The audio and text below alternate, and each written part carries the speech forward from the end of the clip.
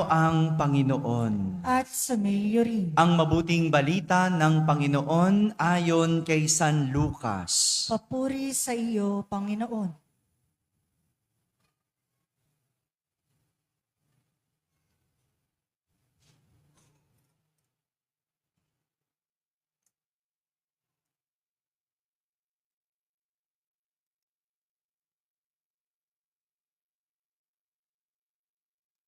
Noong panahong iyon, nagmamadali ang mga pastol na lumakad patungong Bethlehem at nakita nila sina Maria,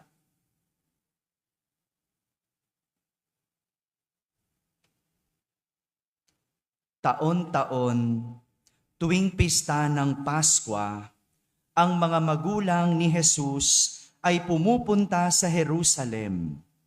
At nang 12 taon na siya, pumaroon sila gaya ng dati nilang ginagawa. Pagkatapos ng pista, sila ay umuwi na. Nagpaiwan si Jesus sa Jerusalem, ngunit hindi ito napansin ng kanyang mga magulang. Sa pag-aakala ng isa na si Jesus ay kasama ng isa, nagpatuloy sila ng maghapong paglalakbay. Nang malaman nilang hindi siya kasama, siya'y hinanap nila sa kanilang mga kamag-anak at kakilala. Hindi nila siya matagpuan, kaya't bumalik sila sa Jerusalem upang doon ay hanapin. At nang 3 araw, natagpuan nila si Jesus sa loob ng templo, nakaupong kasama ng mga guro. Nakikinig siya sa kanila at nagtatanong. At ang lahat ng nakarinig sa kanya ay namangha sa kanyang katalinuhan. Nagtaka rin ang kanyang mga magulang nang siya'y makita.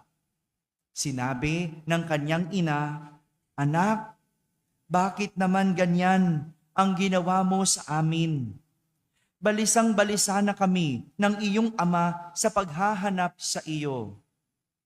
Sumagot siya, "Bakit po ninyo ako hinahanap? Hindi ba ninyo alam na ako ay dapat na nasa bahay ng aking ama?" Ngunit hindi nila naunawaan ang pananalitang ito. Siya ay umuwing kasama nila sa Nazaret at naging isang masunuring anak. Ang lahat ng bagay na ito ay iningatan ng kanyang ina sa kanyang puso. Patuloy na lumaki si Jesus, umunlad sa kanyang karunungan at lalong kinalugdan ng Diyos at ng mga tao. Mga kapatid, ang mabuting balita ng Panginoon. Pinupuri ka namin, Panginoong Hesukristo. Magsiyo po ang lahat at makinig sa homilya. Isang magandang umaga po sa inyong lahat. Pakibati naman ang katabi ng maligayang Pasko. Maligayang Pasko po. Maligaya pa rin po ba? O Pasko na lang? Maligaya pa rin, no? Dapat maligaya pa rin, no? Nasa panahon pa rin tayo ng Kapaskuhan, kaya ang bati, maligayang Pasko. Hindi pa tapos ang Pasko, nagsimula pa lang tayo. Kaya binabati ko lahat ng mga nasa barangay na nakakapakinig ng ating banal na misa, sa lahat ng mga nasa tahanan, nagsisimba via online. Sa lahat ng nasa abroad, isang magandang araw po sa inyong lahat, maligayang Pasko po. Kasama kayo sa aming banal na pagdiriwang dito sa ating parokya. Nais kong simulan ang ating pagninilay sa isang kwento. At ang aking kwento ay tungkol sa isang mag-anak, sa isang pamilya na nagkakaroon ng problema. Kamusta po ba ang inyong pamilya? Hello? Okay? Okay na nasanay na? O okay na wala nang pakialam? Alin doon? Tingnan natin kung makaka-relate kayo sa pamilyang ito. Minsan, may isang ama at ina na namomroblema sa kanilang anak dahil malaki na ang ipinagbago nito. Problema niyo po ba anak niyo? Mga anak, problema niyo ba magulang niyo? Minsan balibaliktad na rin tayo, no po? No? Itong mga mag-asawang to, no, na problema sa kanilang anak. Kasi noon, malapit ang kanilang anak sa kanila. Pero bakit habang lumalaki, napapalayo at mas napapalapit ang anak sa kaibigan? Napapalayo sa kanila, pero napapalapit sa barkada. Madalas, mas mahaba pa ang panahon o oras sa labas ng bahay kaysa sa loob. Hindi na sumasabay sa pagkain. Sabay-sabay pa po ba kayo kumain? Minsan na lang, no? Minsan. No? Hindi na sabay kumain. Hindi na tumutulong sa gawaing bahay. At kapag nasa bahay, parang walang magulang na nakita. Daan-daanan na lang. May pagkakataon pa na hindi na sumusunod at nakikinig sa mga pangaral at sinasabi nilang mag-asawa. Pakiramdam na mag-asawa, nagre-rebelde ang anak. Kaya isang araw, sinabi ng nanay sa kanyang asawa, kausapin mo nga ang iyong anak. Tinawag ng tatay ang anak at padabog itong lumapit. Niyaya ng ama ang anak na magpalipad ng saronggola. No? Uso pa ba yan? Meron pa ba dito sa atin? No? May saranggola pa rin? Kahit na mabigat sa loob ng anak na sumama sa ama, dahil hindi naman na niya gustong magpalipad ng saronggola, napilit pa rin ito at sumama ang anak. Habang inaayos ng ama ang tali, sinabi ng ama, naalala mo noon, anak, madalas magpalipad tayo ng saronggola. Madalas nating ginagawa ito. Sabay abot ng pisi sa anak. At siya namang hinagis ng ama ang saranggola. Nagsimulang lumipad ang saranggola.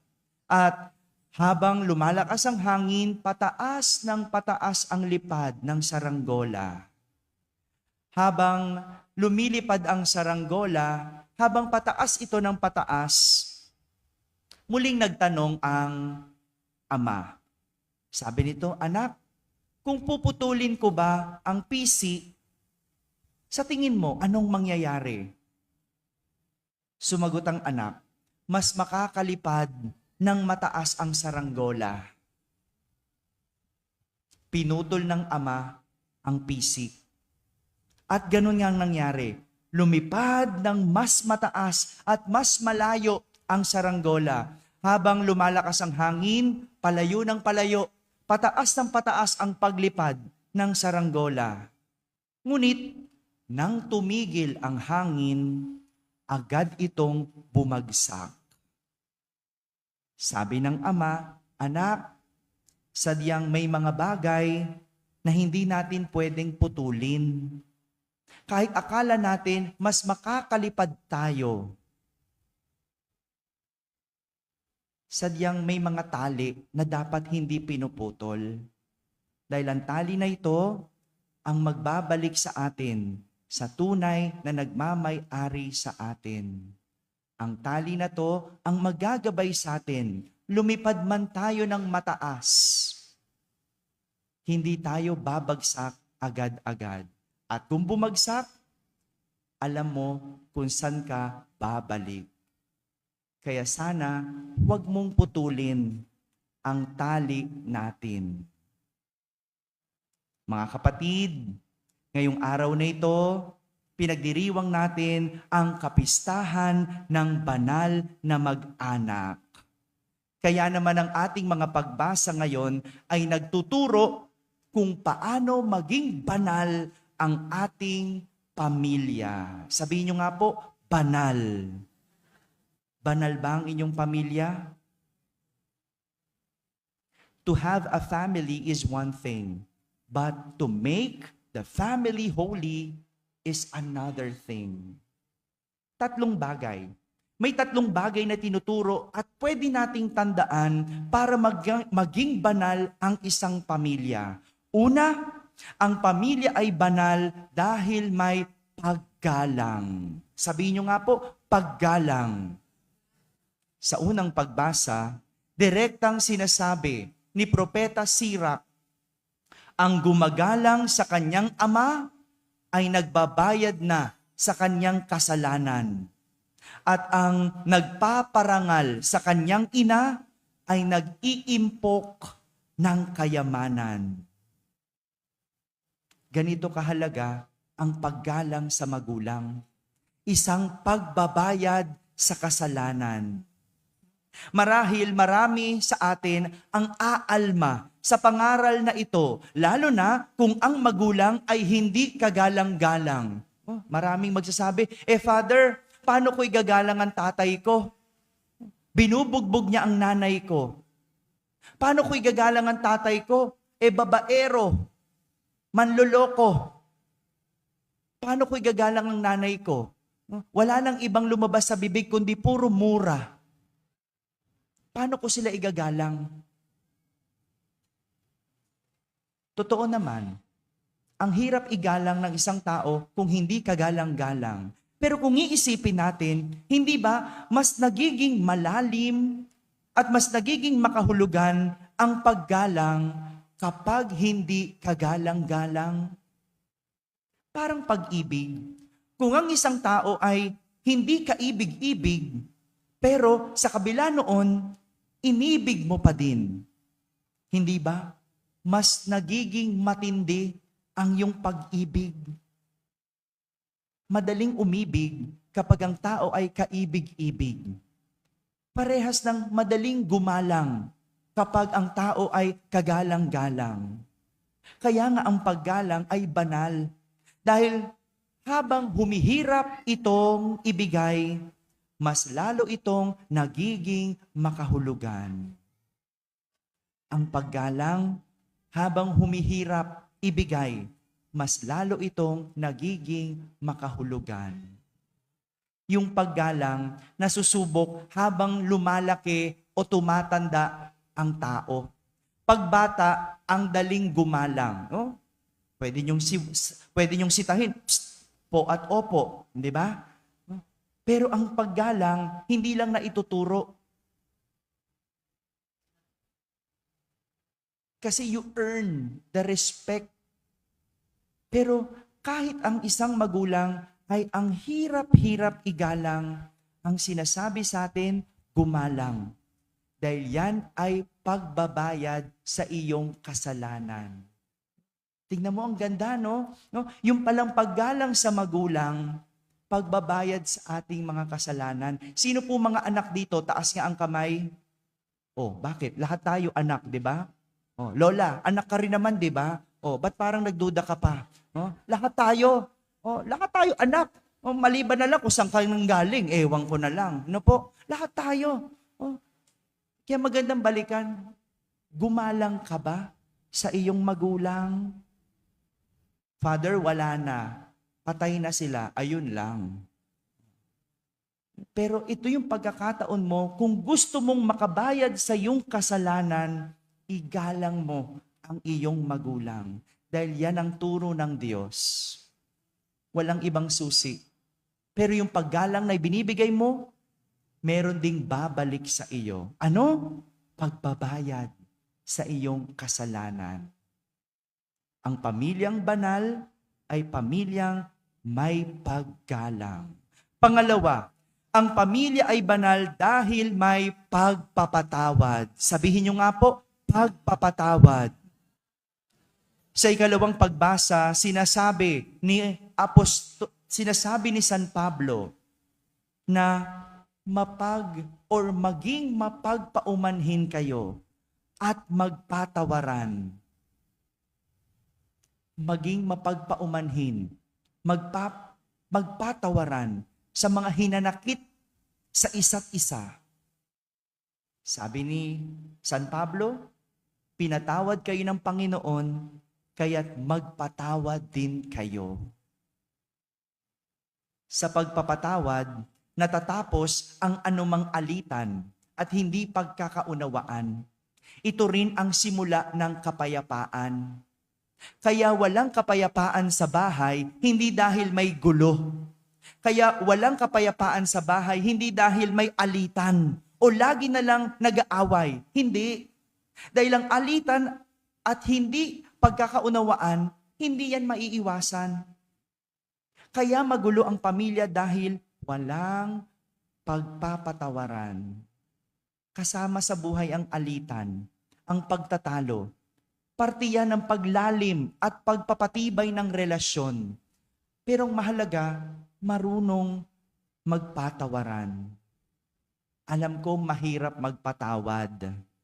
Alam ko masakit magpatawad. Pero ang sinasabi sa atin, dahil pinatawad ka rin ng Panginoon, matuto kang magpatawad. Simpleng sorry lang. Bakit ang hirap sabihin? Meron naman, sorry ng sorry, pero walang pagbabago. Sa kapatawaran, ang pamilya ay nagiging banal dahil nagdadala ito ng kasiyahan at kapayapaan. Para maging payapa ang pamilya, magpatawaran. Ikatlo, ang pamilyang banal ay may Diyos. Sabihin nyo nga po, may Diyos. Review tayo. Ano po yung una? Ulit. Ano po yung una? Yan. Pangalawa. Pangatlo. Itong pinapakita ni Maria at Jose sa ating ebanghelyo. Narinig natin ang kwento, nawala si Jesus. Saan nawala si Jesus? Sa templo. At hinanap ng mag-asawa si Jesus nang siya ay mawala. Hindi nila tinigilan hanggat hindi nila nahanap si Jesus. Nabalisa ang mag-asawa nang mawala si Jesus. Kaya magandang tignan, ang ating bang pamilya, merong Diyos? Meron pa bang Diyos ang ating pamilya? Hinahanap ba ninyo ang Diyos kapag wala sa pamilya?